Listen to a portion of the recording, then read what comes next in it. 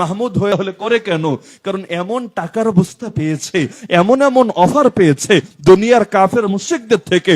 ও চিন্তা করেছে সারা জীবন বেড়া হইয়া থাইকা বেড়াগিরি কইরা কয় পয়সা কামাবো, খালি বেডি সাজতে দেরি, আমার ঘর পয়সা দিয়ে মালামাল হতে দেরি না, তো সাজি না বেডি, হুজুররা একটু গালি দিবে আর কি হবে, হুজুররা তো গালি দিতে পারবে কাপ্টারে চড়ে। মনে কষ্ট নিয়েন না, আমি আগেই বলেছি উদাহরণ দেওয়া লাগে কথা বোঝানোর জন্য। যদি উদাহরণ দিলে অনেকের হজম হতে চায় না, তেলে বেগুনে জ্বলে ওঠে। এখন যারা পালিয়েছে, এখন তাদের নিচু স্তরে যারা আছে সবাই তো আর পালাতে পারে নাই। এত লক্ষ কোটি মানুষ কিভাবে পালাবে? পাড়ায়, মহল্লায়, গ্রামে, গঞ্জে অনেকে ইতিমধ্যে দল পাল্টাতে মানে মনে চাইলো এলাকার একজনকে ধৈরা দলে ঢুকবা, সুযোগ বন্ধ, আগে কেন্দ্র থেকে অনুমতি পাশ করিয়ে নাও, কেন্দ্র দেখুক এই লোকটা আগে কোন দলে ছিল, কি কি ধান্দাবাজি করত, হঠাৎ করে আমার দলে ঢোকার এসকো আর খাহেশ কেন জাগলো, এগুলো যাচাই বাছাই না করে দলে ঢুকতে দেওয়া হবে না। তো যেই লোকগুলো যখন যারা ওদের কোনো আদর্শ নাই, কোনো আদর্শ নাই, ওদের আদর্শ হলো একটা, যে ধান্দা করে বাঁচতে হবে, যখন যে ক্ষমতায় আসে তার পা চেটে থাকতে হবে। এজন্য মক্কার যুগে আল্লাহ রাসূল সাল্লাল্লাহু আলাইহি ওয়াসাল্লাম মানুষের দুয়ারে দুয়ারে গিয়ে দাওয়াত দিচ্ছেন, এমনকি কোনো জায়গা বাদ রাখছেন না।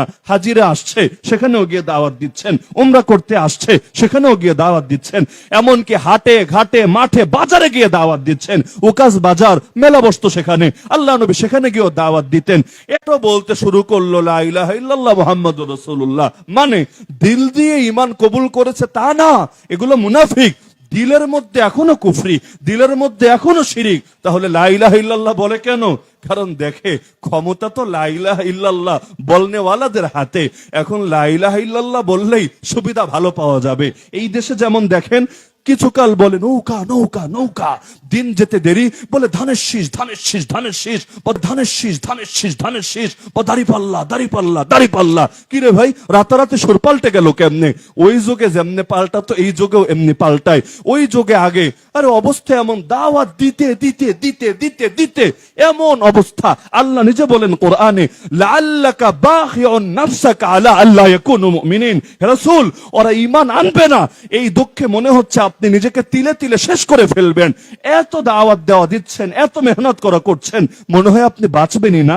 আপনি এভাবে মেহনত করতে করতেই মৃত্যুর কোলে ঢলে পড়বেন। এত দাওয়াত দেন কিন্তু কাজ হয় না, খুব কম মানুষ ঈমান আনে। আর মদিনা যাওয়ার পর দাওয়াত দেওয়ার সময় কই, যুদ্ধ করতে করতেই তো টাইম শেষ। আল্লাহ নবী 9.5 বছরে 27টা যুদ্ধ নিজে করলেন, আমরা যুদ্ধ একটা, সেই কবে? 71,000 বই যে লেখা আছে বাংলাদেশে। এয়ারপোর্টে যাবেন, এয়ারপোর্টে গেলেও দেখবেন আলাদা একটা কর্নারি রাখা আছে, বই আর বই আর বই। জেলখানায় গেলাম, জেলের লাইব্রেরির একই অবস্থা, মুক্তিযুদ্ধের এই পিঠ, মুক্তিযুদ্ধের ওই পিঠ, কেমনে মুক্তি। 9 বছর যুদ্ধই করলেন 27টা নিজে থেকে, আরো 47টা ময়দানে নিজে যেতে পারেন নাই, তবে বাহিনী পাঠিয়ে দিয়েছেন। এত কাল যদি যুদ্ধেই থাকা লাগে, তাহলে কি পরিমাণ ব্যস্ততা মানুষকে আষ্টপৃষ্ঠে ঘিরে রাখে চিন্তা করেন। তারপরও ঘরে ঘরে ঘরে কালেমা পড়নেওয়ালা রেডি, কেউ তো দিল দিয়েই পড়ছে, কেউ দিল টিল না রে ভাই, বরঞ্চ ধান্দাবাজির জন্য কালেমা পড়ে মুনাফিকের খাতায় নাম উঠছে।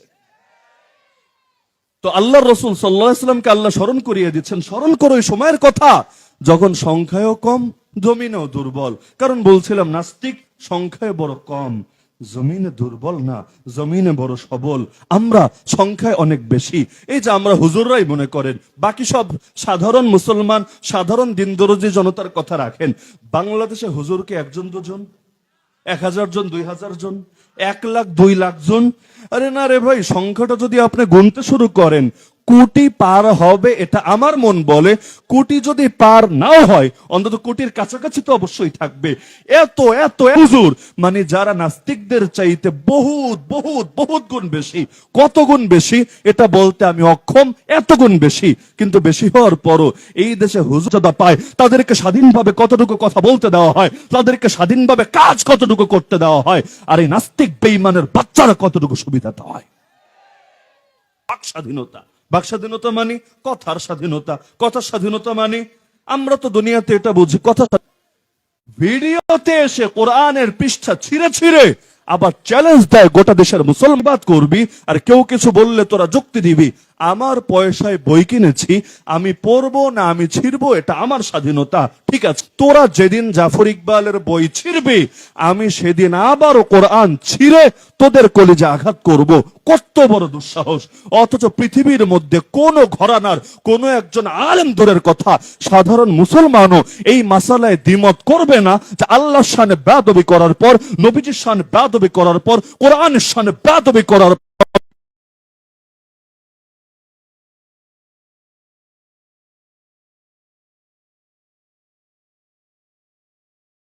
সর্বোচ্চ সাজা মৃত্যুদণ্ডের রায় বাস্তবায়ন করতে হবে। এজন্যই তো আন্দোলন হয়েছিল। যদিও আজ 11, এমনকি সেই 13 দফার 1 দফা তো আন্দোলনের এটাও ছিল কাদিয়ানীদেরকে অমুসলিম ঘোষণা করতে হবে। আজ 2024 শেষ হয়ে যায় আজও পর্যন্ত কাদিয়ানীদেরকে অমুসলিম ঘোষণা করা হয় নাই। তাহলে দেখা যাচ্ছে আমাদের দিক থেকে অধিকার বলেন, মর্যাদা বলেন, কোন লাইনেই আমরা আগাতে পারছি না। এই যে আমি যখন জেলখানা থেকে বের হলাম, জেলখানা থেকে বের হওয়ার আগে নিয়মই হলো আমাদের মতো মামলা যাদের আছে জেল গেটে গোয়েন্দা সংস্থারা প্রত্যেকে এসে জিজ্ঞাসাবাদ করে ক্লিয়ারেন্স দেয়। যে ক্লিয়ারেন্স না দেয়, আপনি জামিন কয়বার করালেন দেখার বিষয় না, আপনি জেল গেট থেকে বের হতে দেরি, নতুন মামলা খেয়ে আবার ঢুকতে দেরি না। অনেকের মনে হয় ফেসবুকে ছড়িয়ে গেলে, খবর মনে হয় মিডিয়ায় উঠে আসলে এই তখন গোয়েন্দারা টের পেয়ে আবার নিয়ে ঢুকিয়ে দেয়। না রে ভাই, ভুয়া কথা। কোর্ট থেকে যখন জামিন হয়, ওই কাগজ জেলখানায় পৌঁছার আগে সবগুলো গোয়েন্দা সংস্থার কাছে হয়। সবগুলো গোয়েন্দা সংস্থা সারাটা দিন বসিয়ে রেখেছে কেন? যে হুজুর, সবগুলো গোয়েন্দা সংস্থা থেকে ক্লিয়ারেন্স এসেছে, একটা গোয়েন্দা সংস্থা বাকি আছে। যদি তারা ক্লিয়ারেন্স না পাঠায়, কিছুই করার নাই, আপনাকে এখান থেকে মাইক্রোবাসে করে তুলে নিয়ে গিয়ে কয়েকদিন গুম রেখে আবারও এসে ভেতরে ঢুকিয়ে ছাড়বে। তো যখন বের করার সময় কমন, মানে শুধু আমার ক্ষেত্রে না, যে আলেমরা ছাড়া পেয়েছে কমন প্রত্যেককে তারা এই কথাটা শুনিয়েছে যে আপনাকে এই আমি প্রশ্ন ছড়েছি, সরকার বিরোধী না রাষ্ট্র বিরোধী, কথাটাকে ক্লিয়ার করেন। কারণ সরকার ভিন্ন জিনিস, রাষ্ট্র ভিন্ন জিনিস। সরকার পরিবর্তনশীল, কিন্তু রাষ্ট্র তো আলহামদুলিল্লাহ। আমি নিজের ব্যাপারে অন্তত বলতে পারবো, আপনারাও সাক্ষী থাকার কথা, যে যেই ক্ষমতাসীন দল ভেগেছে হেলিকপ্টারে চড়ে বাংলাদেশ ছেড়ে নরেন্দ্র মোদীজির কোলে, তারা ভাগার আগেও আমরা যেই সুরে কথা বলেছি, আল্লাহর কসম ভাগার পর সুর পরিবর্তন করা লাগে নাই। অনেকে পল্টি মারতে হয়েছে যে আগে চাটাচাটি আর এখন এসে তাদের বিরুদ্ধে হুঙ্কার ঝাড়াঝাড়ি, কিন্তু আলহামদুলিল্লাহ সুম্মা আলহামদুলিল্লাহ, আগেও বলেছে যেই সুরে কথা এখনো বলছে একই সুরে কথা, সুর পরিবর্তন করা লাগে নাই। উপরন্তু আমার ব্যাপারে অনেকে এটা আরো বলে যে হুজুর আগে আরো অনেক কড়া কথা বলতেন, এখন আগের চাইতে করাটা একটু মানে ডোজটা একটু হালকা হয়েছে, এটা বলে। কিন্তু আলহামদুলিল্লাহ এই কথা কেউ বলতে পারবে না যে আগে বলতেন নরম নরম কথা, এখন এসে বলছেন গরম গরম কথা। কারণ কথা তো বলা হবে আল্লাহর জন্য রে ভাই, কোন দলের জন্য না। কে আসলো আর কে গেল এটা মুসলমানের দেখার বিষয় না। জান যদি যায় তখনও বলতে হবে রব্বুন আল্লাহ, আর যদি ফুলের মালা দিয়ে বরণ করা হয় তখনও বলতে হবে রব্বুন আল্লাহ। সুতরাং কে এলো আর কে গেল এটা আলেমুল আমার দেখার বিষয় না। বলছিলাম যে যখন আল্লাহ স্মরণ করিয়ে দিচ্ছেন, হে রাসূল, যখন যুগে হালত এমনই ছিল, কথা বলতে দেরি, মায়ের খেতে দেরি না। আরে কথা বলা রাখেন, নামাজ পড়বে, অন্য মানুষের কথা রাখেন। আল্লাহর রসুল নামাজ দাঁড়িয়েছেন। সহিহ বুখারীতে হাদিস আছে, উকবা ইবনে আবি মুআইত নামক এক নরধম আল্লাহর নবীর গলায় চাদর পেঁচিয়ে শ্বাসরোধ করে নবীকে হত্যা করার চেষ্টা করেছে। আল্লাহ নবী সিজদায় গিয়েছেন, এই নরধম আবু জাহল উটের ভুঁড়ি এনে আল্লাহ নবীর পিঠের উপর চাপিয়ে দিয়েছে, নামাজটা পর্যন্ত ঠিকভাবে পড়তে দেয় নাই। কত ভাবে আল্লাহ নবী উত্ত্যক্ত করেছে, কষ্ট দিয়েছে, কিন্তু আল্লাহ নবী একদিনের জন্য হকের দলিল, হকের প্রমাণ, হকের যুক্তি, হকের তর্ক করতে পিছপা হন নাই। তাহলে 1 নম্বর দায়িত্ব হলো ইসলামকে বিজয়ী করতে হবে, দালিলিক ভাবে, ইলমি ভাবে, প্রামাণিক ভাবে, যৌক্তিক ভাবে। পৃথিবীর কোন বাতিল যত পাওয়ারফুল হোক না কেন, যাতে করে যুক্তি, তর্ক, জ্ঞান, তত্ত্ব, এলেম, থিওরি দিয়ে কখনোই ইসলামকে হারাতে না পারে। সকল নবীর মিশন ছিল এটা। এই যে নবী ইব্রাহিম দুর্বল অবস্থায় ফেস টু ফেস বিতর্ক করেছিলেন নাকি করেন পারে নাই, কিন্তু ক্ষমতা যেহেতু তার হাতে, হারার পরও গ্রহণ করে না। ইব্রাহিমের হাতে ক্ষমতা ছিল না, বাহিনী অর্থাৎ নবীগণ তাদের দায়িত্ব ছিল এটা যে তোমার হাতে রাষ্ট্রীয় ক্ষমতা রাখতে হবেই হবে।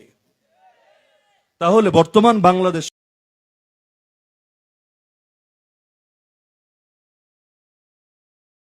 করার কথা আসলেই বিপুল সংখ্যক মানুষ মনে করে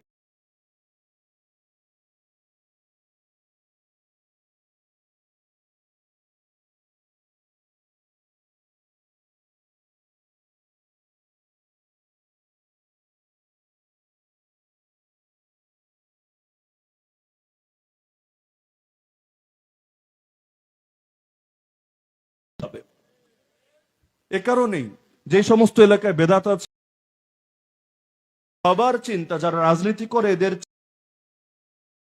মুক্তি, কারণ রাজনীতি করবেন ভিন্ন জিনিসও এখানে প্রয়োজন। কি কারো কোনো দ্বিমত আছে? কারো বাংলাদেশের আইন অনুসারে কাদিয়ানীরা মুসলিম পরিচয় ব্যবহার করে নাকি অমুসলিম পরিচয় ব্যবহার করে? তার মানে পুরোই ধোকা, পুরোই প্রতারণা, পুরোই ফ্রডগিরি করে ওরা রাষ্ট্রের সাথে, ওরা সবার সাথে। ফলাফল কি? ফলাফল হলো ওরা যদি হজের ভিসার জন্য আবেদন করে, ওমরার ভিসার জন্য আবেদন করে, ওদেরকে সৌদি এম্বাসি থেকে ভিসা দেওয়া হয় নাকি হয় না? 100 বার হয়। কেন? কারণ তার আইডি কার্ডে, তার পাসপোর্টে, তার সব জায়গায় লাগে সে মুসলমান। তো তার ভেতরে কি আকীদা আছে না আছে এটা তো আর সৌদি এম্বাসি জানবে না, জানার কথাও না। তাহলে বাস্তবে ও কাফের, যেন তেন কাফের না। আল্লাহ নবীর শানে বেয়াদবি করে যারা, গুস্তাখে রাসূল যারা আল্লাহ নবীর খতমে নবুয়তের চাদর ধরে টানাহাচড়া করে, এরকম গুস্তাখে রাসূলরা, এরকম বেয়াদবরা তারা হজে ওমরায় পর্যন্ত চলে যায়, মক্কা মদিনায় পর্যন্ত চলে যায়, অথচ সূরা তাওবায় আছে, আল্লাহ নবীর একাধিক হাদিসে আছে মুসলমান ছাড়া কারো জন্য সেই আরবের পবিত্র ভূমিতে যুবক ছেলে অনেক সরকারি চাকরি করে বা বেসরকারি কোন প্রতিষ্ঠানে অনেক বেতনাদি পায়, আর বিয়ের আগে মানুষকে আর আকীদা নিয়ে সবক পড়ায় নাকি? বস বেটা, তোর আকীদা কি বলতো? 1 নম্বর আকীদা, 2 নম্বর আকীদা, 3 নম্বর আকীদা, এভাবে কেউ বিয়ে দেয়? দেয় না। মানুষ বাহ্যিক কিছু খোঁজ খবর নেয়। তো ঘরটর দেখেও ভালো লেগেছে, ছেলেরা দেখে মাঝে মধ্যে নামাজ রোজাও করে। কাদিয়ানীরা নামাজ রোজা করে না? অবশ্যই করে। আবার পয়সা পাতিও আছে, সবই ঠিক, মেয়েটারে বিয়ে দিয়ে দিয়েছে। হাদিসে নিষেধ আছে, লা ইয়ারিসুল মুসলিমুল কাফির ওয়ালাল কাফিরুল মুসলিমা। তো এরকম কত বিধানের সম্পর্ক ঈমান আর কুফরের সাথে। তো এতকাল পর্যন্ত তাদেরকে যে কাফের ঘোষণা দেওয়া হয় নাই, এটা তো আমাদের ব্যর্থতা। পাকিস্তান অনেকের বন্ধু, অনেকের শত্রু, বন্ধু হোক আর শত্রু হোক, সে 1974, এখন 2024, 1974 50 বছর আগে পাকিস্তানের পার্লামেন্টে এদেরকে অমুসলিম বলে ঘোষণা দিয়ে আইন পাস হয়ে গিয়েছে। গালি দিতে পারবেন, পাকিস্তান খারাপ, এই সেই রাখেন, গালির জায়গায় গালি। তোর বাংলায় এই কাদিয়ানীদেরকে কাফের ঘোষণা করানো যাচ্ছে না, এমনকি এই দাবির জন্য এত রক্ত দিল মানুষ। আরে রক্ত ঢাকায়ও দিয়েছে, আপনাদের শহীদ বাড়িও দিয়েছে, বাংলাদেশের বহুত জায়গায় দিয়েছে। এই হেফাজতের 13 দফার 1 দফাও ছিঁড়ে করেও না। তাদের জন্য কি বসে থাকার সুযোগ আছে নাকি? আমি তো মনে করি আমার ক্ষুদ্র মস্তিষ্ক দিয়ে, আপনি একমত হলেও আমার কিচ্ছু আসে যায় না, দ্বিমত হলেও কিচ্ছু আসে যায় না।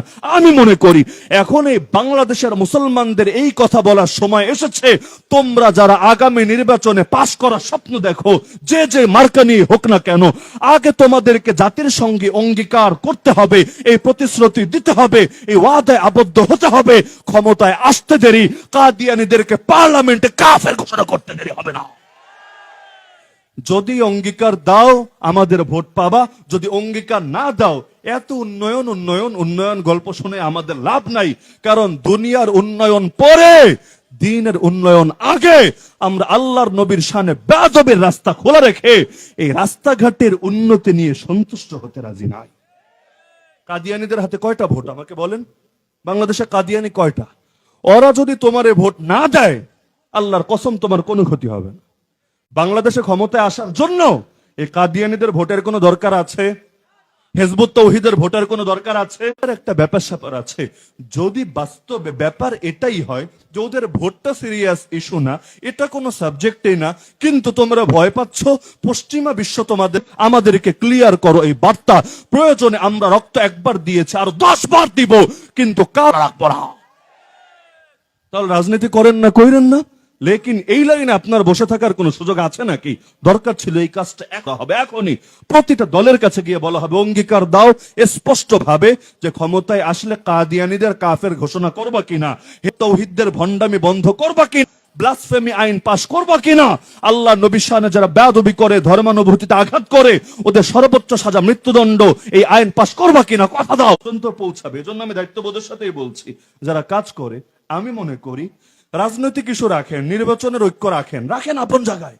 আমি মনে করি যেই 10টার বেশি সংগঠন 10-এর বেশি, উদ্দেশ্য একটা, কাদিয়ানীদের কাফের ঘোষণা করাতে হবে।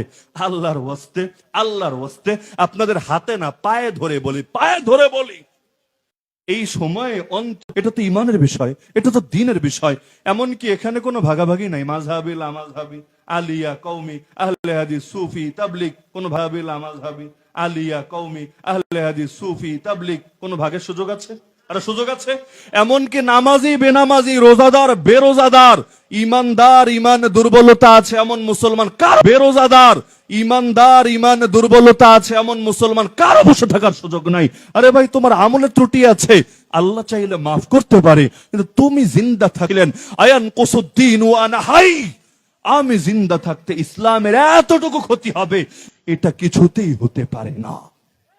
তাহলে এই কাজগুলো তো আমাদের করা দরকার ছিল এবং এখনই দরকার। তো আমি বলছিলাম যে ইসলামকে বিজয়ী করতে হয় দুই ভাবে, সেখানে নির্মম ভাবে মেরে ফেলেছে, দুনিয়ার কোনো ক্ষমতাই পান নাই। কিভাবে বিজয়ী করলেন? ক্ষমতা ছাড়া। হ্যাঁ, মুসলমানের ক্ষমতা সবসময় থাকবে, এটা কোনো জরুরি বিষয় না। যুদ্ধের ময়দানে কখনো জয় আসবে, কখনো পরাজয় আসবে। তো এখন এজন্য মোদিজি আছে, তাতে কি চাটাচাটি করলেও ক্ষতি তো নাই, জেলাপি মিলবে। বাংলাদেশে একদল নৌকার পক্ষে গানও গাইতো মাহফিলে বসে বসে, হতো না এমন? আরে ভাই, কনসার্টে গিয়া গান গা, সমস্যা নেই, মাহফিলে বসেও গান গাইতো নৌকার পক্ষে। কেন? কারণ হালুয়া রুটির ব্যবসা তো ভালোই চলছিল। এখন তারা কোন গর্তে গিয়ে মুখ ঢোকাবে? এখন লুকিয়ে লুকিয়ে থাকতে হচ্ছে, সুর নরম হয়ে গিয়েছে। এমনকি অনেকে নিজেদের ভোল পাল্টানোর চেষ্টা করছে। আমরা তো বলেছি গর্বের সাথে, আলহামদুলিল্লাহ, আমাদের আগের জীবন আর পরের জীবনে পার্থক্য নাই, আলহামদুলিল্লাহ। আগেও যে সুরে কথা বলেছি, এখন তার চাইতে আর একটু নরম সুরে কথা বলছি। গরম করার দরকার নাই, কারণ যেই সময় মাথার উপর করাত ছিল, ওই সময় আলহামদুলিল্লাহ তাগুতের ভয় আলহামদুলিল্লাহ দিলে ঢোকে নাই। আমাদের মামলা থেকে অব্যাহতি পেয়েছে আজকে, দেখেছেন হয়তো অনেকে। আজকে কত? 2 সেপ্টেম্বর, 9/11 মাস আর কি, 2 সেপ্টেম্বর। আজকে কোর্টে গেলাম, যাওয়ার পর আমাদের সবাইকে আলহামদুলিল্লাহ, মূল আসামি যে ছিল শুধু তাকে বাদে যত হুজুরকে ফাঁসিয়েছে, আমি, মুফতি হারুন ইজহার, মাওলানা মাহমুদ হাসান গনবী, তারপর মুফতি আমির হামজা, সবাইকে একসঙ্গে আদালত ডিসচার্জ করে দিয়েছে। ইতিমধ্যে সব পত্র পত্রিকা, আবার হলো টেলিভিশন চ্যানেলে ওটা নিয়ে রিপোর্ট হয়ে গিয়েছে। তো এতদিন পর্যন্ত আমাদেরকে প্রত্যেক মাসে নিয়মিত সে আদালতে দৌড়াতে হয়েছে। বিদেশ সফর পর্যন্ত শর্ট করে দেশে এসে হাজিরা ঠিক রাখতে হয়েছে, কারণ হাজিরা মিস হতে দেরি, অনেক সময় এই জাতীয় মামলায় অরেঞ্জ জারি হতে দেরি হয় না। বেচারা রফিক মাদানি চেনেন আপনারা সকলে, হয়তো মহব্বত করেন, ছোট মানুষ, আল্লাহর বান্দা, উমরা করতে গিয়েছে, কোন পাপ করতে যায় নাই, উমরা করতে গিয়েছে, লুকিয়ে লুকিয়ে বর্ডার ক্রস করে যায় নাই, ভিসা নিয়ে ইমিগ্রেশন পার করে, মানে রাষ্ট্রের জানা অবগতির মাঝ দিয়েই আল্লাহর ঘরে গিয়েছে এবং গিয়ে তার নিজের ভাষ্য বাইতুল্লাহ ছুঁয়ে পর্যন্ত দেশের জন্য, জনতার জন্য দোয়া করেছে। খালি হাজিরাটা মিস হয়েছে, উমরার পবিত্র সফরে থাকার কারণে অরেঞ্জ জারি করে দিয়েছে। খালি দেশের অবস্থা চেঞ্জ হয়েছে, না হলে আল্লাহর বান্দার এয়ারপোর্ট পাড়ি দেওয়া লাগতো না। খালি এয়ারপোর্টে এসে নামতো, ওখান থেকে ধরেই মামার বাড়ি লাল গুদামে চালান করে দিত। এখন দেশের অবস্থা চেঞ্জ হয়েছে দেখে ধরাধরে সাহস পাচ্ছে না, কারণ জানে আরে দেখতে ছোট মানুষ হলে কি হবে, খালি টাচ করতে দেরি, ইনশাআল্লাহ সুম্মা ইনশাআল্লাহ গোটা বাংলাদেশের তাওহীদের জনতা জাগতে দেরি হবে না। এতদিন পর্যন্ত না সবাইরে চাপিয়ে রেখেছে, না হলে আলেম উলামাকে মানুষ এখনো পর্যন্ত এত ষড়যন্ত্র আর চক্রান্তের পর এই পরিমাণ মহব্বত করে, জান দিয়ে দিবে, কিন্তু আলেমের গায়ে কেউ হাত তুলবে, ওই হাত আস্ত থাকবে, কিছুতেই কল্পনাও করা যেতে পারে না। এই তো শাইখুল হাদিস ইবনে শাইখুল হাদিস আল্লামা মামুনুল হক সাহেব বাইরে আছেন, সবাই এখন খুঁজছে তার গালে যে চর মেরেছিল সেই নারায়ণগঞ্জের রিসোর্টে একটা কুলাঙ্গার, অনেকে চেনেন আপনারা, মুখের মধ্যে আবার দাড়িও আছে। সবাই তন্ন তন্ন করে খুঁজছে যে একজন আলেমের গায়ে, শাইখুল হাদিসের গালে, তো এমন শাইখুল হাদিস যার বাবাকে গোটা বাংলাদেশ চেনে এক শাইখুল হাদিস নামে, তো যেই হাত সেই চেহারার মধ্যে আঘাত করেছে ওই হাত যেখানে পাওয়া যাবে ভেঙে চূর্ণ বিচূর্ণ করে দেওয়া হবে। তো গর্তের মধ্যে লুকিয়ে আছে, মানুষ পাচ্ছে না, না হলে পেতে দেরি হবে। আমার তো ভয় হয় যে ধৈরা মনে ওভারব্রিজে, না হলে পেতে দেরি হবে। আমার তো ভয় হয় যে ধৈরা মনে ওভারব্রিজে টানায় রাখতে দেরি হবে না। হতেও পারে, আমি চাই না যে বিচার বহির্ভূত ভাবে কাউকে এই জাতীয় সাইজ করা হোক, তবে পাবলিকের আবেগ বলে কথা, কখন যে কারে লটকায় রাখে ওভারব্রিজে। আমরা আমাদের ধর্মের কথা স্বাধীনভাবে বলবো, এইরকম সুশীল মার্কা ডায়লগ মেরে যদি এই এলাকার মধ্যে অফিস খুলতে চায়, খুলতে দেবেন তো নাকি? যার পরিচয় দেওয়ার এখন আর পিছিয়ে থাকার কোনো সুযোগ নাই, প্রয়োজনে জান কোরবান করব, কিন্তু এই পাপিষ্ঠ গুলোকে কাজ করতে দেওয়ার কোনো সুযোগই নেই। এই যে হিজবুত তাওহীদ খুঁজে পাওয়া যাচ্ছে না, তাদের ইমাম আছে না, ইমাম, আমরা তো ইমাম, ওরা বলে ইমাম, ওরা বলে ইমাম, আমরা বলি ইসলাম, ওরা বলে ইসলাম। সবকিছুর উচ্চারণও আলাদা, সিস্টেমও আলাদা। আমরা নামাজ পড়ি কেমনে, আপনারা যেভাবে পড়েন এভাবেই তো। আর বেচারারা নামাজ পড়ে কেমনে, ইউটিউবে একটু সার্চ করে দেখেন হিজবুত তাওহীদের নামাজ, দেখলে খুঁজে পাওয়া যাচ্ছে না। তার মানে বোঝা গিয়েছে ওদের পেছনে এতকাল আসলে কোন শক্তি, কোষ আলাদা আলাদা হোক না কেন, সবগুলোর তলা দেখি এক জায়গায়। নাস্তিক বলেন, মুরতাদ বলেন, বেঈমান বলেন, কাদিয়ানি বলেন, হিজবুত তাওহীদ বলেন, আরো যত যত যত যত ফেরকা আছে সব অপারক। এজন্য ওইটা পারি নাই, সর্বনিম্ন হিসাবে এটা করেছি, যার দ্বারা আল্লাহ মাফ করবেন কিনা এটা আশা করা অনেক ক্ষেত্রে মুশকিল হয়ে দাঁড়ায়। এতটুকু পর্যন্ত এই দালালরা সহ্য করতে পারে নাই, ফতোয়া লাগিয়ে দিয়েছে কাশ্মীরের জন্য বাংলাদেশে মিছিল মিটিং করাও জায়েজ নেই। এদেরকে পালতো কারা? ওই যে আপনারা এক ব্যাটারে দেখেছেন, আগে অনেক সুন্দর দাড়ি ছিল, মানুষ দরবেশ আব্বা বলে ডাকতো। নাম বলার দরকার নেই, দরবেশ বাবা নামে একজন ছিল না বাংলাদেশে? দরবেশ বাবা মানে কি পীরানে পীর দস্তগীর এরকম না, সে নাকি ধরা খাওয়ার পর চিন্তা করেছে, দুইজন ছিলাম একসাথে, একজন ধরা খাবো কোন দুঃখে, সে বলেছে আমারে নিবা নেও, এই যে বসে আছে সে তো দরবেশ বাবা, তাকে রেখে যাচ্ছ কোন দুঃখে? ওরাও অবাক, দরবেশ বাবা নুরানি চেহারা ছিল, কি বিশাল বিশাল সাদা শ্বেত শুভ্র দাড়ি ছিল, কিছুই তো ঠিক নাই, এমনকি কোনো কিছু তো মিলে পাচ্ছে না। তারপরও তার কথার ভিত্তিতে কাছে গিয়ে দেখে, হ্যাঁ এটা তো আসলেই দরবেশ বাবা। তারপর ধরেছে বেচারা নাকি ভয়ে লুঙ্গি পর্যন্ত নষ্ট করে ফেলেছে। তো এই যে দরবেশ বাবারে এখন ধরেছে, এখন আবার শুরু নাকি রিমান্ডে পাল্টেছে, এখন রিমান্ডে গিয়ে বলছে আমরা তো আসলে ছাত্র আন্দোলনের পক্ষে ছিলাম, আমরা তো ধোয়া তুলসী পাতা, খুব ভালো মানুষ, কিন্তু আমাদের নেত্রী আসলে আমাদেরকে সম্ভব, আমি না অনেক ভালো, খালি দুনিয়া তুই যে শয়তান ছিল না আজাজিল ইবলিস, ও আমারে পাপের পথে চালিয়েছে, সব দোষর, আমি তো একদম যুগের হাসান বসরি, ও না থাকলে আমরা কোনো পাপই থাকতো না। এই টাইপের ডায়লগ মেরে আল্লাহর কাছে বিভিন্ন জায়গা থেকে ক্ষমতার পাওয়ার নিয়ে বহুত ফতোয়াবাজি করত। এখন কই গেল সেই ফতোয়াবাজি? এই যে মানুষ মিছিল মিটিং না, পুরো দেশটাকে অবরোধ করে রাখলো, গণ অভ্যুত্থান ঘটালো, গণ বিপ্লব ঘটালো, আরে বাপের বেটা হলে পারলে ফতোয়া দে, এটা নাজায়েজ ছিল, হারাম ছিল, বেদাত ছিল, তখন দিবে না কেন? কারণ জানে পিঠে চামড়া আস্ত থাকবে না, লাগানোর চেষ্টা করছে। ইতিমধ্যে ওরা কত কত কত দাবি দেওয়া হাজির করেছে। এক দলের দাবি দেওয়া হলো নারী পুরুষের সমানাধিকার চাই, নাউযুবিল্লাহি মিন যালিক। আর এক দলের চাই, মানে আন্দোলন করে এক কোঠাকে দূর করেছেন, মুক্তিযুদ্ধের নাতিপোতার কোঠা আর কি, তো নাতিপুতির কোঠা দূর করেছেন, এখন লেডিস সাহেবদেরকে কোঠা এনে দিতে হবে। এবং প্রতিটা সেক্টরে কোনো ভাগাভাগিও করে নাই যে সেটা কর্পোরেট সেক্টর না রাজনৈতিক সেক্টর না কি সেক্টর, ভাগাভাগি নাই, লেডিসদেরকে 33% কোঠা দিতে হবে। মানে বুঝতে পারছেন, 33টা মাহফিল 100টা মাহফিলের, মানে বুঝতে পারছেন 33টা মাহফিল 100টা মাহফিলের 33টা মাহফিলে লেডিস, 30টা মাহফিলে লেডিস অবস্থা কোন তামাশায় গিয়ে দাঁড়াবে। আন্দোলন কি করেছে মানুষ, এক কোঠা দূর করে আর এক কোঠা সমন্বয়ক কোঠা চলে আসুক, মুক্তিযোদ্ধা কোঠা চলে যাক, লেডিস কোঠা চলে আসুক, কিন্তু প্রত্যেকে ধান্দা ঠিকই করছে, ধান্দার ক্ষেত্রে কেউ পিছিয়ে নাই। ইন্ডিয়া ওর ধান্দা করে, চীন ওর ধান্দা করে, তাহলে ধান্দা যদি সবাই করতে পারে দুনিয়ার লাইনে, আমরা কোন দুঃখে ধান্দায় পিছিয়ে থাকবো আখিরাতের লাইনে? কেউ যদি বলে তোরাও কি দালাল নাকি, বলবো অবশ্যই দালাল। এই শায়েস্তাগঞ্জে নাম নিয়ে বলি এবার, এটা কি শায়েস্তাগঞ্জ নাকি? শায়েস্তাগঞ্জে। শায়েস্তাগঞ্জের মধ্যেও নাকি এমন এলাকা ছিল বা আছে যেখানে কোরআনের মাহফিল করতে গেলেও নাকি এক দলের কলিজার, যাত্রাপালা হলে তো ব্যাপারই না, খেলাধুলা হলে তো কথাই নাই, দুনিয়ার আকাম কুকাম সব চলে, এমনকি নিজেরা এগুলোতে পারলে হেল্প করবে, সাপোর্ট দেবে, খালি যদি শোনে কোরআনের মাহফিল হবে তেলে বেগুনে দাউ দাউ করে জ্বলে উঠবে। কে আছে নাকি নাই? আছে নাকি নাই?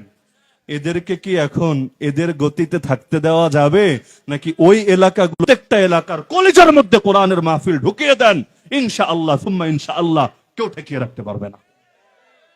অন্তত একবার করেন, সারা জীবন জারি রাখতে পারেন না পারেন, অন্তত একবার করেন, এটা বুঝান যে আমরা সর্বদা ইসলামের বিদায় হয়েছে। আমি আপনাদের কাছে আকুল আবেদন রাখলাম, যদিও এটা আমার সাবজেক্ট না, ওই মাহফিল যে কোনো মূল্যে সফল করে ছাড়বে। এর কাছে আকুল আবেদন রাখলাম, যদিও এটা আমার সাবজেক্ট না, ওই মাহফিল কেউ যে কোনো মূল্যে সফল করে ছাড়বেন, কেউ যদি বাধা দিতে আসে। কারণ অনেকে অনেক বেশ ধরে ইদানিং আসছে, সামনে দেখা যাচ্ছে কেউ রাতে ডাকাত হয়ে আসছে, কেউ দিনের বেলা